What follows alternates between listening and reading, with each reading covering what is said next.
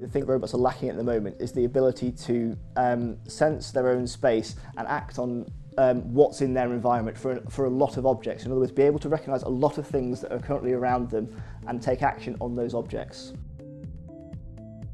The platform that the AR drone offers us has a lot of extra sensing capabilities. So for example, we have twin sets of cameras which we can deal with the images off, we can process the images, we can do a lot of object recognition and apply a lot of intelligence to those images that are coming in.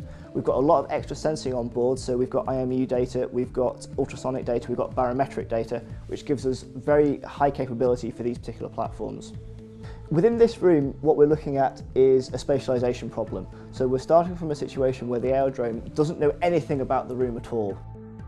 We initialize this map, and this is done using a process very similar to the way we use our eyes on the quadcopter. So it uses a pair of images to understand the depth and perspective that the room's around. So it picks out some key objects in the room, some just interesting objects, some little features, and it begins to build these into a map of the room, saying, well, okay, I know there are some objects in front of me.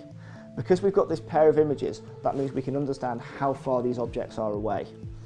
And as the quadcopter begins to move around, we see that it begins to add to this picture of the room and build this bigger spatial map of the room.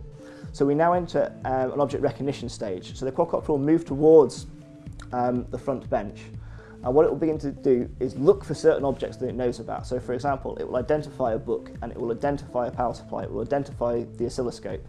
As part of this process, we don't just identify these as objects and say, well, we know this object is in the room.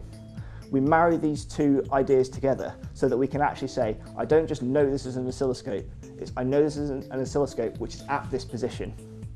And not only is it at this position, it's at this position relative to my position because I can see both of them. So that what the quadcopter is doing is building this map where it knows where it is and it knows where every object is, so it can go close up to do further inspection.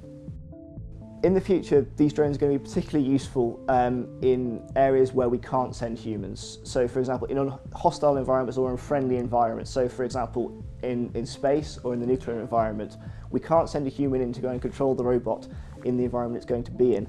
Therefore, what we need to be able to do is for the robot to understand its space that it's in and take those decisions itself. And using this technology we're developing here, we should be able to achieve this.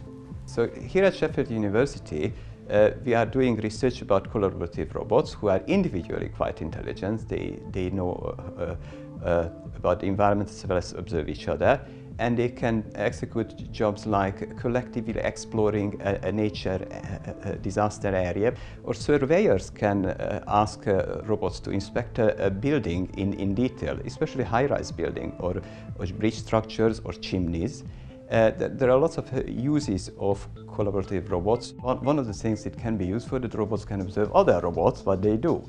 And without communicating about what they are going to do together, they actually can help each other by understanding what the other wants to do.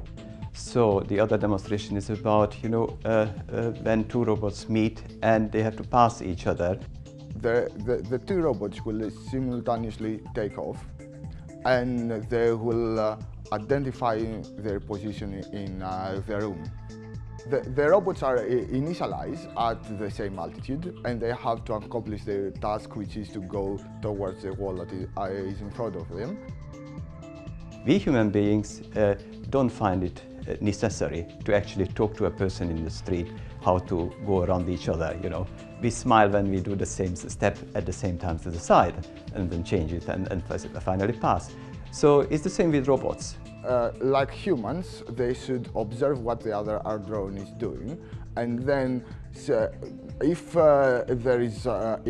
the other drone is in front of them, then they should change altitude.